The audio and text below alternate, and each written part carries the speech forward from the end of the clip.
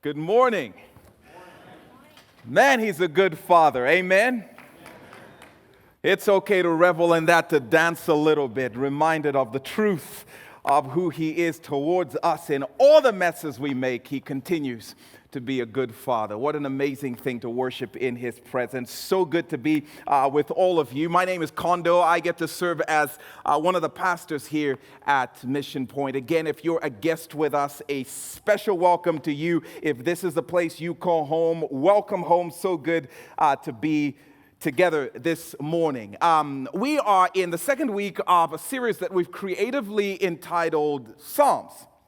And we are taking some time to just look at some of the more well-known Psalms of the Old Testament. And we get to continue that this morning. But before we do, I just want to make a quick note, a quick reminder that 2 weeks from today, we are having a baptism Sunday here at Mission Point Community Church. And if you've been around for a while, you know we go crazy over baptism. People publicly declaring that Jesus Christ has changed their lives forever and ever and ever. And we get to celebrate with them. So excited about those of you who've already signed up to be baptized on the 24th of April. But I just want to say to those of you who are followers of Jesus Christ and you've never taken the step of baptism, guess what? April the 24th is your day. It's your time. No reason to wait. No reason to make any excuses. Now is as good a time as any. And if you're sitting here not sure about whether or not baptism applies to you, listen, if you can say these three things are true, then you need to be baptized if you haven't yet been baptized. If you can say, listen, I believe Jesus Christ is the only one who can forgive my sins and make me right with God. And if you can say, and I've asked him, and I believe Jesus Christ has forgiven me of all of my sins, and it's my intention to live the rest of my life for his honor, then you need to be baptized if you've never taken that step. You need to take the step of obedience to the command Jesus gives to all of his followers. And we are so excited to have the privilege of celebrating that step of obedience alongside you. So it's really simple.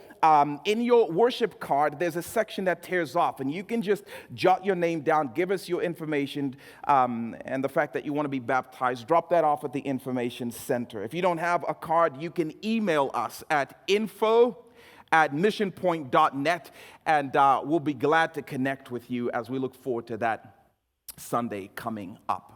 But for this morning, we are going to continue, as we said, in the Psalms. And some of you will relate to this. Some of you will be able to answer this pretty quickly. Some of you might have to process it a little bit. But I want to ask the question nonetheless. Have you ever paused and wondered why it seems like good things happen to terrible people? Maybe it's just me, but maybe you've asked this question yourself before. Have you ever wondered why it seems that people who live like what matters to God just doesn't matter seem to be getting away with it and even getting ahead? While at times people who are laboring to do the right thing and to honor God seem to be falling behind and just struggling with life. Maybe you've thought about that. I mean, she walked out on her husband for no good reason, and honestly, she looks happier than she has ever been. While I'm trying to do the right thing, and I've stuck it out with over here, and I don't even feel remotely as happy as she looks. It doesn't seem fair. He broke off the marriage, and he left the family. Now, he's gone, having himself a royal blast while she's left hampered with the responsibilities of taking care of this family by herself. And on top of that, the kids actually say, we like dad better because he gets them every other weekend, so he gets to be the fun dad who breaks all the rules that she's worked so hard to try and implement over the rest of the time. Just doesn't seem fair. I mean, this student, I've seen this student cheat on so many tests. And yet here he is getting a free ride to his first college of choice. Well, I'm begging to be let into my fourth college option, which we all know is Bethel College, of course. Just saying, the Lord told me to mention that. But whatever it might be, maybe it's a promiscuous mom. She just sleeps around and can't stop having babies. We've done everything right, and we have tried, and we have never been able to celebrate one of those fancy reveals, gender reveals, on social media. It just doesn't seem right why the crooked employee who cuts corners seems to get the promotion. Why that candidate we all know is corrupt seems to be doing well in the polls. Have you ever looked around and just wondered, is it even worth it to continue to labor to do the right thing?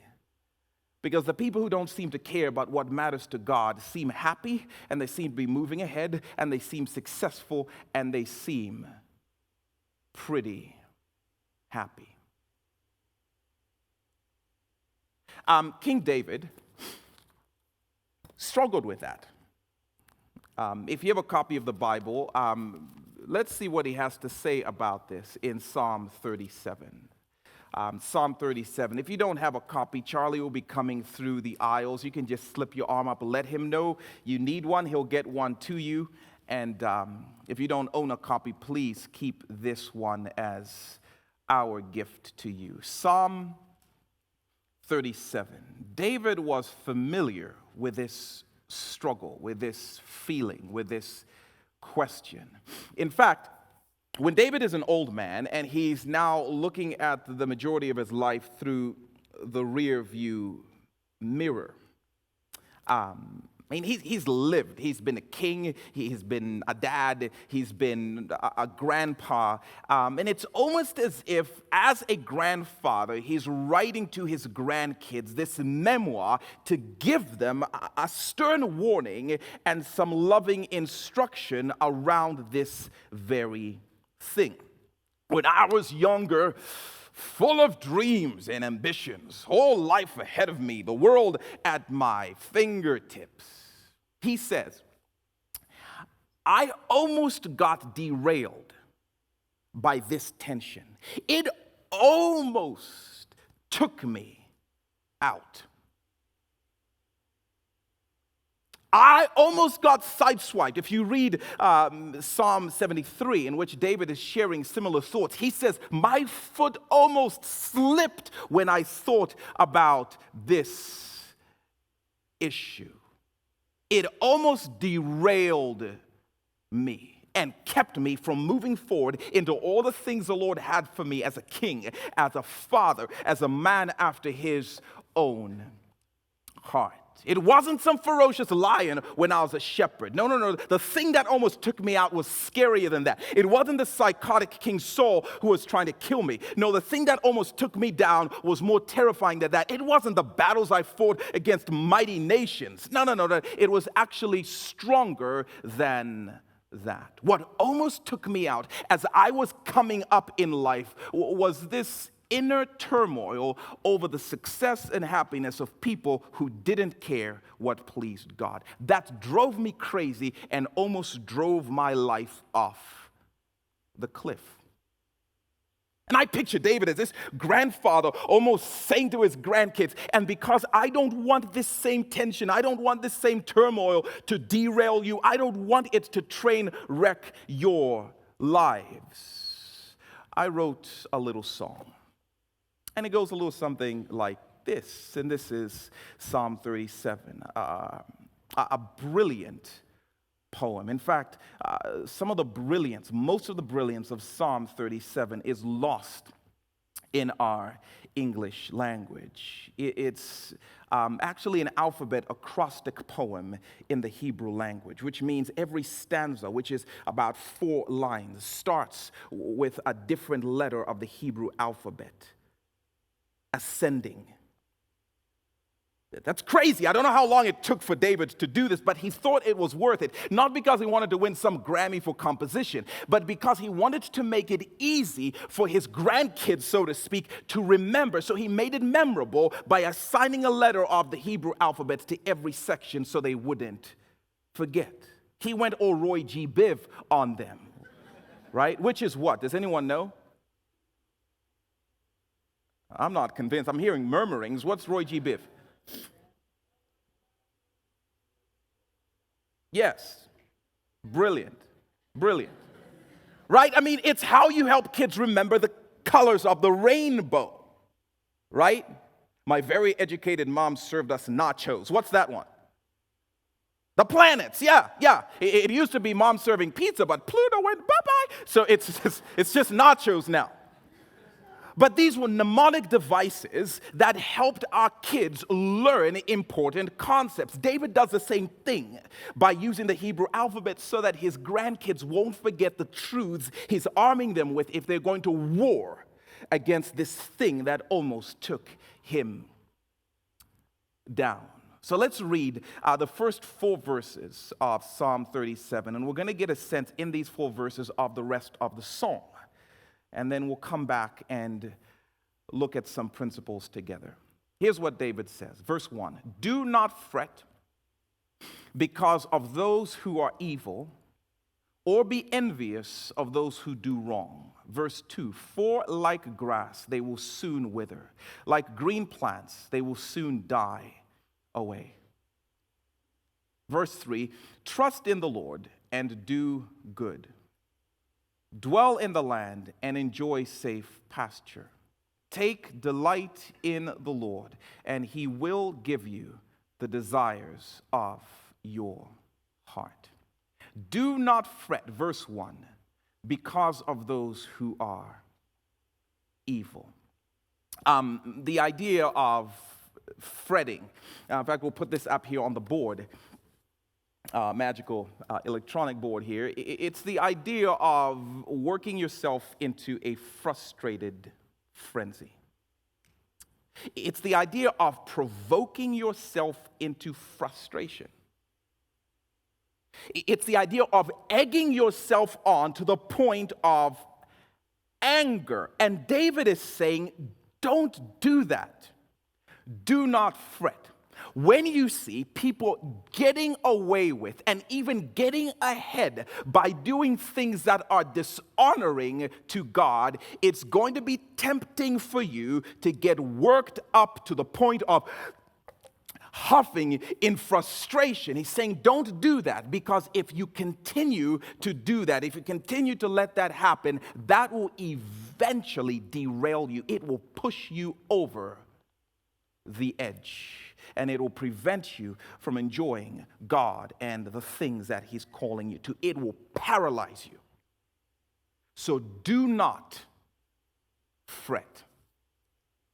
And so what he does in the rest of this section of Scripture, and frankly in the rest of this chapter, is he gives some helpful hints on how to war against the inner turmoil that can consume us, stirring frustration to the point of huffing in anger. And he gives some hints at how to war against it. And I think this is important for us to lean into, because I wonder if some of us haven't found ourselves stuck, haven't found ourselves derailed, haven't found ourselves fractions of who God has called us to be, haven't found ourselves just inches into the journey that he's inviting us into, because it's driven us crazy as we look at and compare our lives to other people who seem to be having it easy and getting away with murder, and it's just driving me crazy. And he's saying that's going to derail you. And I wonder if for some of us that doesn't explain some of the reasons why we're stuck in the places and patterns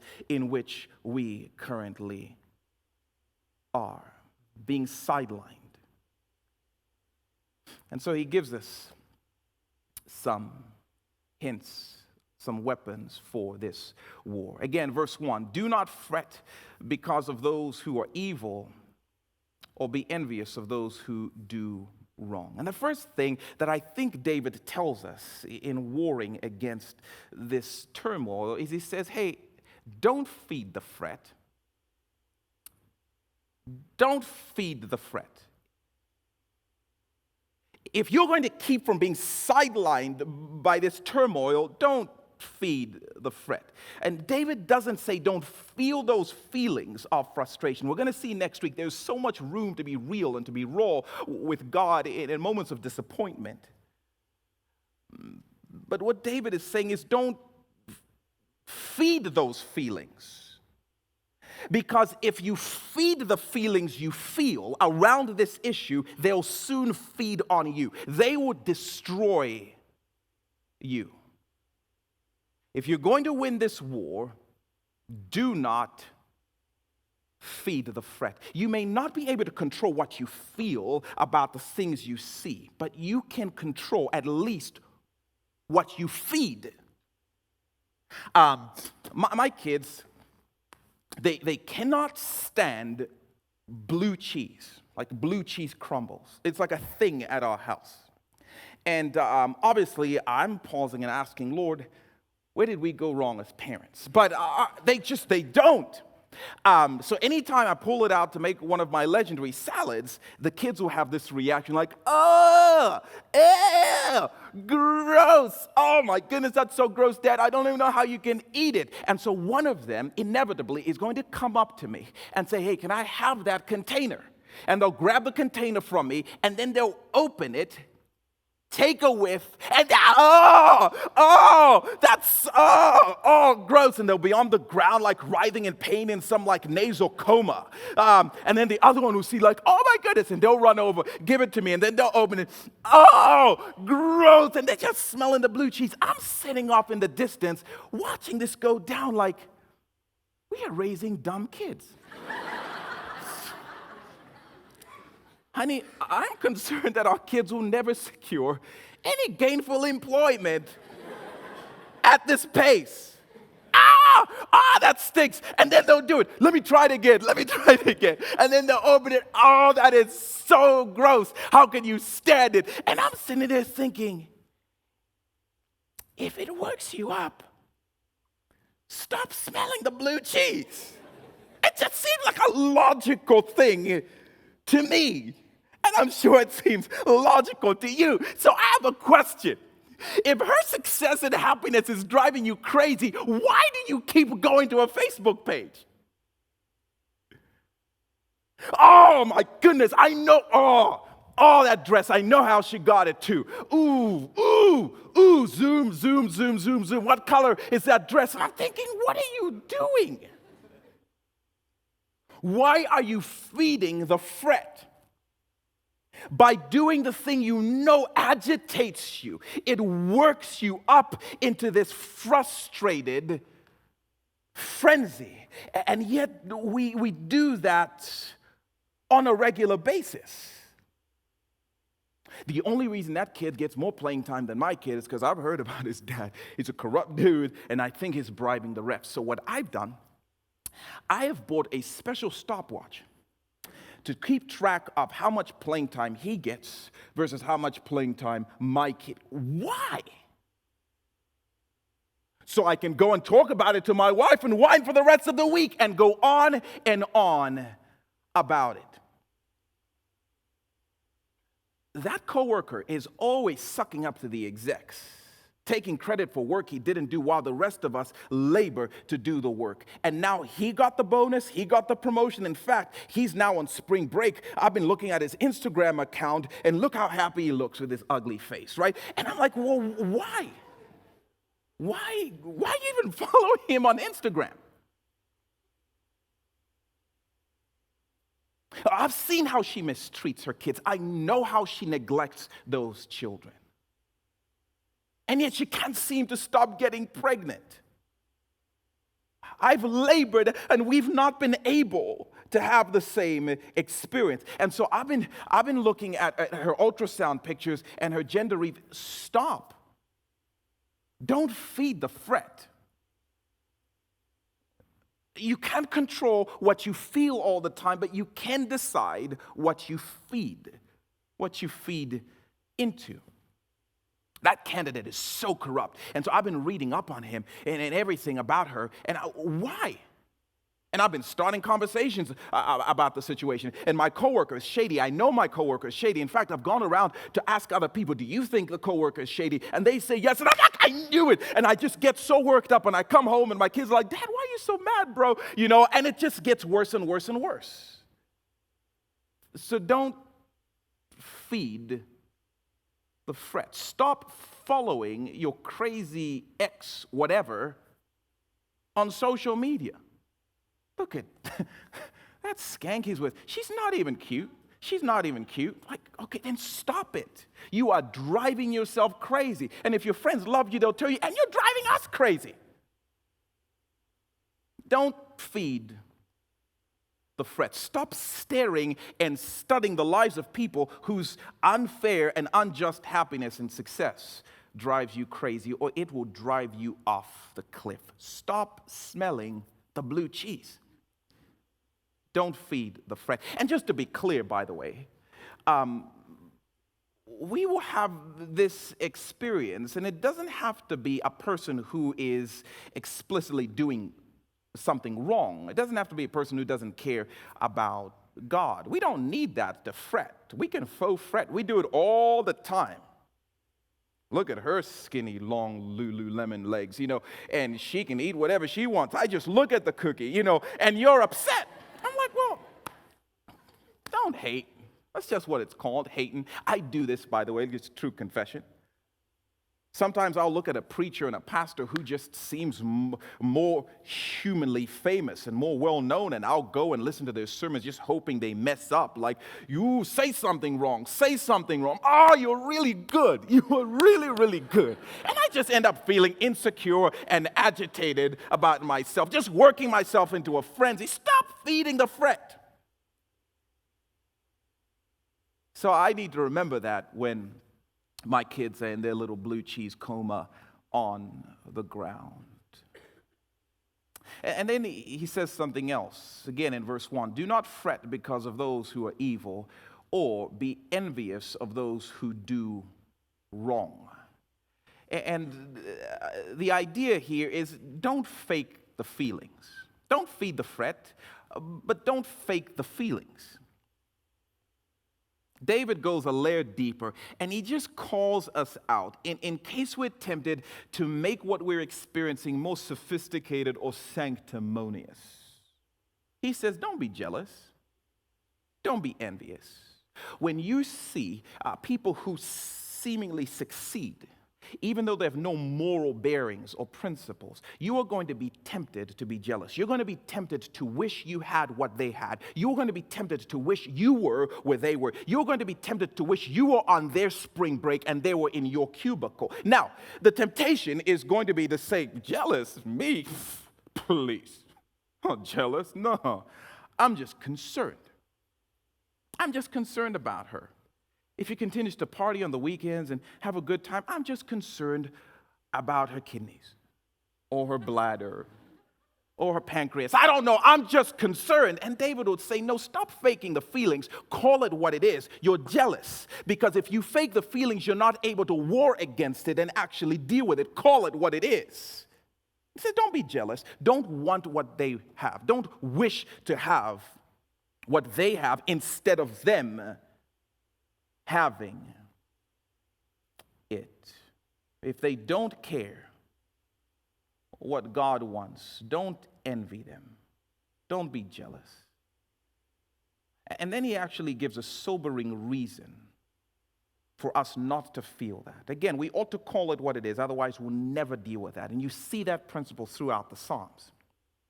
When I hid it, it killed me. When I exposed it, light was able to shine on it. And we'll see that here in a few weeks.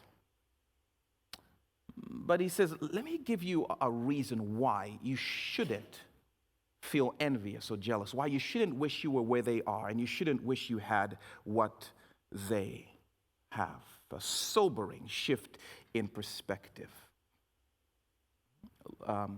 Look at Psalm 37, verse 2.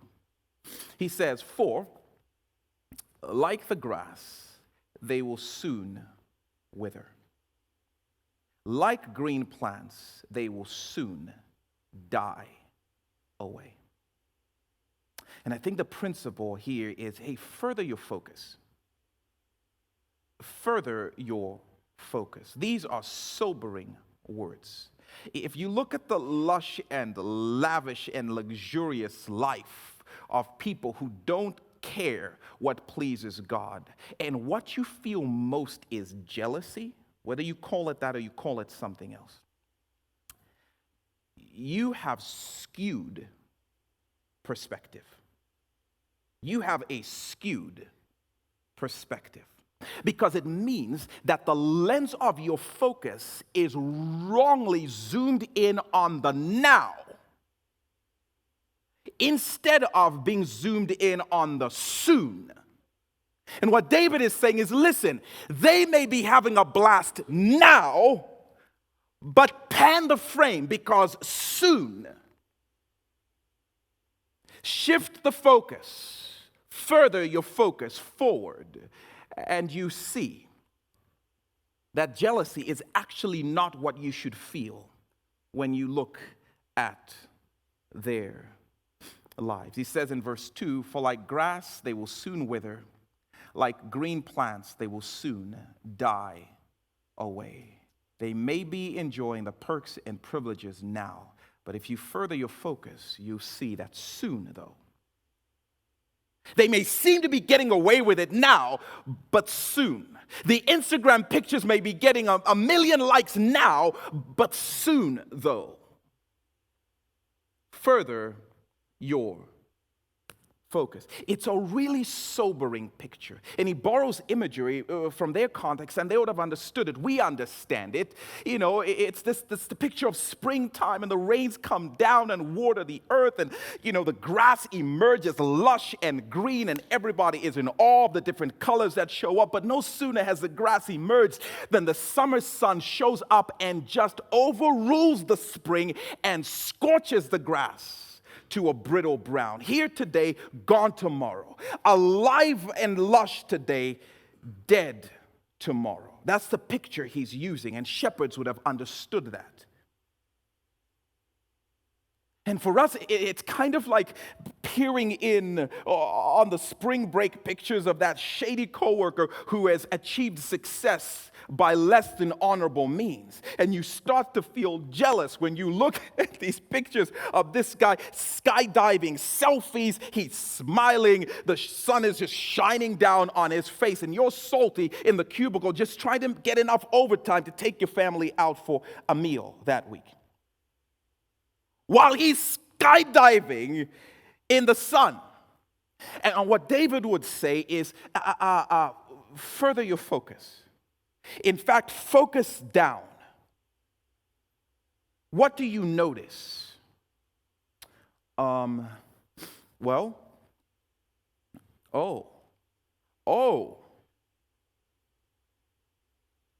doesn't have a parachute. And David's like, yeah. Oh my God. And all of a sudden, your perspective changes when your focus furthers. Because what you realize is the selfie may be one of smiling and the sun is shining down and everything seems so great now, but soon, though. This person is heading for a deadly crash. And the point is, when I look at somebody's life in perspective and realize where they're going, I no longer wish to be where they are because I don't want to end up where they're headed. And he says, further your focus. Look at the panoramic picture and see where this thing ends up. And what you should feel is not jealousy. It should actually be horror for that person and their well-being. When what I feel when I look at the life of somebody who doesn't care about God is jealousy, my perspective is skewed. Because I'm focusing on the now instead of focusing on the soon that the scripture pays so much attention to. In fact, the thing David says in this psalm more than anything else is people who are not going after God are going to be destroyed. That's the thing he repeats more than he repeats anything else in Psalm 37. This sobering reminder to us. And, a side note is it's amazing how that would derail us when our perspective is skewed and jealousy is what we feel. That derails us as a church. Because somebody is not living in any regard for God. And what I feel for them is jealousy. Listen, if I feel jealous about your life, I'm never going to come and offer you hope. I'm going to be too busy comparing to feel compassion for you. But when you realize what's really going on, you are going to start to be the person who is begging, do not get on that flight. Do not jump out of that plane. We are going to want to start offering a greater hope to people. And isn't that the power of the gospel? By the way, if anyone is sitting in this room and you have no regard for God, listen, living a life with no regard for God is like skydiving without a parachute. But here's the good news. The gospel says there is a grace in Jesus Christ that can get a chute to you mid-flight. He's so good like that. If you simply cry out and say, I don't like where I'm heading, and I'm so sorry, he has the grace and the power to get a chute to you wherever you happen to be. But for us as a church, we ought to major in offering chutes to people without them.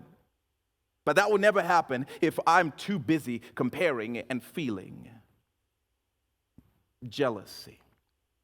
But David says, no, listen, further your focus and see more clearly. And it will actually start to affect what you feel when you look even at your ex who messed up your life. Like whatever you're getting away with in this world does not compare to where you're heading. And so I'm feeling more and more compassion stirring up in me. Then David gives the alternative. He gives the antidotes to fretting and jealousy. So he moves from negative don'ts and gives some do's. And here are a number of things to practice instead. Look at verse 3. He says, trust in the Lord and do good. Dwell in the land and enjoy safe pasture. The idea here is shift your weight. Shift your weight. Trust is the thought of leaning with my full weight on something. I would illustrate, but I don't trust this flimsy thing enough to lean on it with my full weight. I barely trust this chair. I typically have one security foot on the ground. I don't know its intentions. I don't know where it's been, what it's been up to. So I don't fully trust even this with the fullness of my weight. But the idea of trusting is leaning into something with my full weight. And what David is actually insinuating is we all do that. We all lean into something with the greatest portion of our weight for our happiness, our success, and our well-being. And he's simply saying, whatever that thing is, shift the fullness of your weight onto God. If that's not what it's on, shift your weight onto God fully. It's a powerful concept here.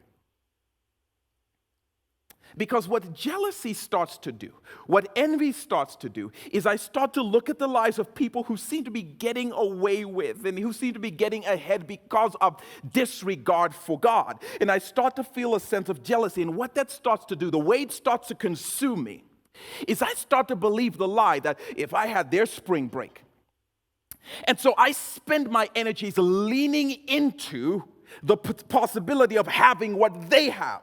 And that's where my weight is leaning. If you find me, I'm constantly talking about this. I'm wishing for this. If that person got busted or maybe got busted up a little bit for what they did, then I would feel better. And so I'm leaning in the possibility of justice being carried out for that person who's wronged me. That's what I'm leaning into.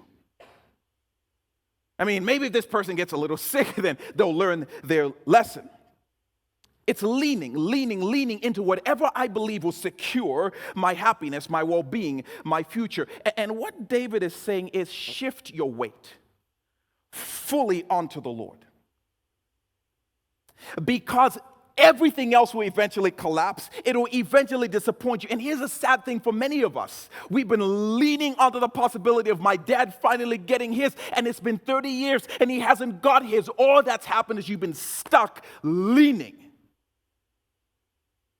And he would say, it's not going to work out for you. It's not going to get you anywhere. Lean fully on the God who is for you. Lean fully on the God who wants good for you. Lean fully on the God who promises to make everything work out for your good. Lean fully on the God who has purpose and a plan and a path for you. Lean on him and see if your life doesn't start to take this beautiful trajectory of hope and success and happiness. Lean on to God. And for some of us, that's what the Spirit would invite us to do. Shift your weight from whatever it is you've been leaning on. For my spouse to come back, or for them to, better yet, have an unfortunate incident. And he says, trust in the Lord. Trust in the Lord. Will you make the shift? I don't see how it will work out, though. Trust in the Lord, but I lean still. Life, it feels unfair. I'd like to see life feel a little more fair, and that's where your energies have been. It says, lean on the God of justice, who will balance every scale. Trust him and move forward. Shift your weight. Well, look at verse 3 again. Trust in the Lord, he says, and do good. The idea here is fix a fret. I really feel like that's fun to say, so I wanted to say it, and so I put it in there. Fix a fret. See, because you've been whining for way too long about how things aren't working out for you. You've forgotten that you were called to work, to help things work out for someone else.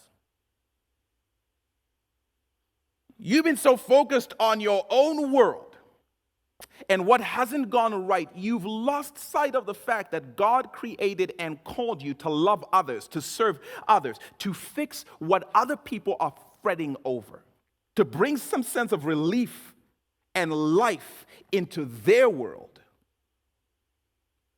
And he uses this term, do good. Figure out what's most beneficial to the people around you and do that. Instead of fixating on what you don't have, fixate on what you can do and help those who don't have. Fix someone else's fret. What good thing can I do for those broken people? Instead of constantly asking the question, why do good things happen to those bad people? Here at Mission Point, this is a huge value. By the way, we believe, the church isn't it's a place to be. It's a family to belong. And here's the thing about family. For family to function well, people in the family have chores. And that's no different in the church. We all have areas of responsibility. We all have things God has wired us with. And the family grows and builds itself up in love. It thrives as each of us start to figure out, what fret can I fix in the world of the people around me, in the church and in the community beyond our doors. I mean, can we just talk? Because some of you have been here for a while, and you still haven't jumped in to work, to help serve. And can I just say, it's your time. You have gifts and strengths that we need, the church needs, the community needs. But you've got to be willing to jump in and fix a fret. If nothing else, because sitting in here this morning means, and especially if you're part of this church, you've been here for a while, sitting in this room means you are benefiting from the work of other family members who are carrying a load. They helped you park. When you got to the door, they welcomed you, they greeted you. When I got here this morning, I was welcomed by Megan Zorn. Some of you don't know who Megan Zorn is. She got married last Sunday. I walk into and she's the one greeting me, "Hey, welcome to Mission Point." Just brightened up my day. She's back to serving already. And for some of you, you were seated by people, you were served by people, and so you get to benefit from the work of other people, so you know what a blessing it is. You know what a blessing it is. And can I just say kudos to the college students who serve so well here at Mission Point? Because there's been a rumor going around for way too long that college students are just consumers. They'll show up and they'll come, they'll sit and they'll take and then they'll leave. And I'm like, did you see the band a little bit ago? There were like 25 college students up here. I honestly think there are only 2 people here who were not college students as they continue to serve. But we need you. And let me make a quick note to those of you who are parents, because we need you uniquely, especially as our college demographic leaves here in a few weeks. But if you've been here as a parent for a year and you've never served in our children's ministry, we need you to step up. We need you to step in. And we get it. It's not easy. And you don't have time. Nobody does. No one's saying, "Oh, with all the extra time I have, I'm going to fix somebody's fret." No, it's a difficult thing. And no one feels competent. People are constantly asking questions. What do I do? What if I mess up? Am I doing it right? And you would be among people who are constantly confused as they continue to serve. But we need you to step in. And as parents, please hear me. You know more than anybody else what your dreams and desires and wishes for your kids are, which makes you so qualified to be able to go in and do for other people's kids what you wish other people would do for your kids. And some of you are like, I'm going to serve. I'll spank somebody's kid because... All right, talk to Carrie Haynes about that. There may be a ministry. Libby Reed might give you some exclusive permission to take care of that. But we need you. We can't do this without you. It's not easy. But at the end of the day, you'll be able to rest your head on the pillow. And I'm telling you, I walk out of this room watching people at the end of a Sunday morning just leaving exhausted, like, see you next time. They've torn down chairs and they've stripped down things in the kids' wing, and people are just exhausted. But at the end of the day, somebody's life is better. A fret has been fixed because they were willing to lean in and use their gifts. And so as parents, we need you. If you've been here a year, when you go pick up your kids, there'll be an opportunity for you to be like, "Oh! Sign. Somebody called me after the first service. You guilted us into serving." I'm like, got to do what you got to do. But honestly, our hope is not to guilt, but to invite you to be a part of something bigger than yourself and see if it doesn't start to shift your focus from all that's going on in your world, and see if the Lord doesn't even miraculously multiply your time and energy, as is often the story with people who serve and serve and serve. But we need you. So step in, fix a fret. The summer trimester starts here on May 1st, and we need you to be a part of that. Summer, but I'm going to go, I want to be at the lake. Every Sunday? No, good. So, I mean, you can at least dial in some regard. All right, I'm going to move on. Verse 3 and 4. Look at what it says here in verse 4. Trust in the Lord.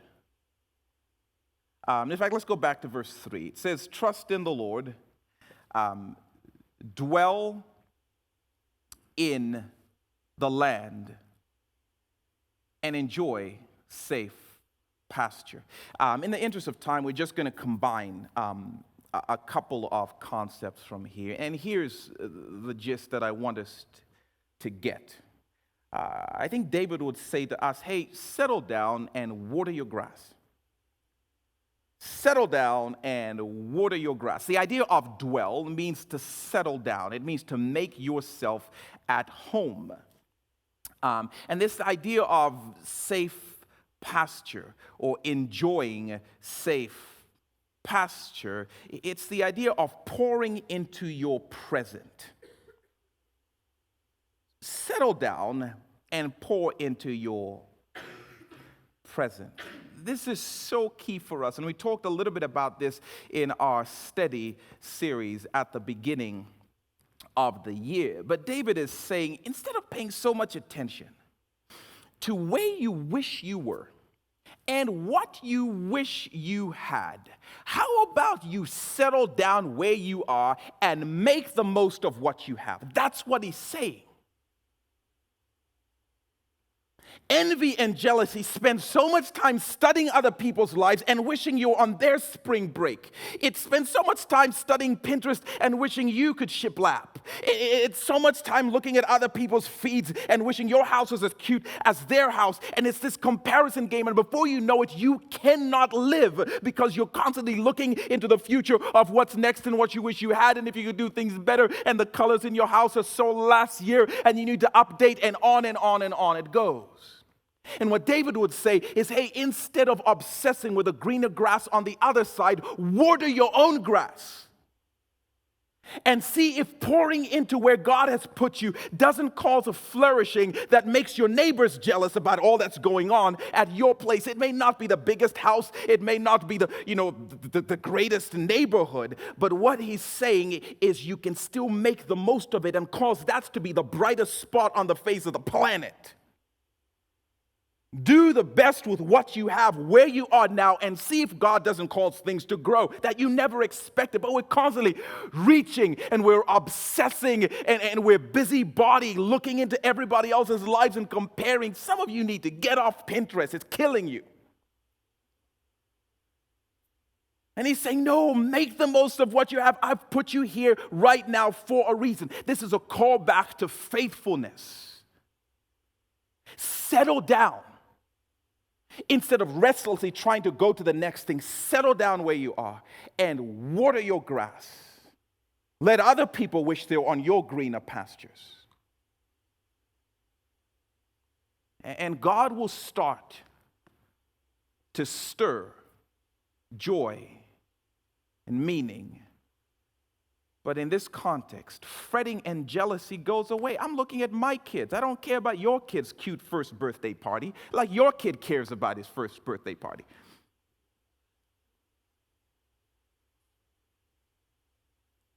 And then he gives one more antidote to fretting and jealousy.